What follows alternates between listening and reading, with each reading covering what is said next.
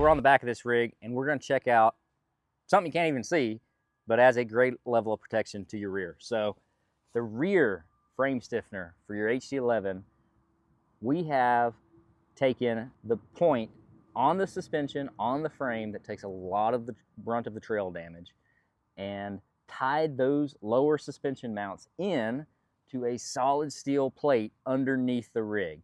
So that solid steel plate acts as a great skid plate and helps protect the lower side of the chassis there, but also helps tie in all of your lower suspension mounts, give them the extra stiffness, extra strength that they need when you're running bigger wheels and tires, when you're running portals, when you're running different control arms. Heck, even when you're running the stock control arms, this thing does a great job of just giving you an extra level of protection on your rig, saving you from some costly frame repair damages down the road if you do just get a little fun with it and just decide to send it. So not only does the rear frame stiffener protect the bottom of the rig, protect the bottom suspension points, we have this upper plate here.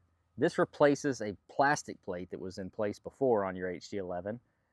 It's a great cover guard and all, but now we've replaced it and bolstered your rear suspension points here and the rear portion of your frame to add some extra level of strength there. So this rear chassis stiffener, frame stiffener, whatever you want to call it, this rear frame stiffener comes with this top plate to tie this all in together and tie the rear in and give you just the best level of protection that we could get on this HD11.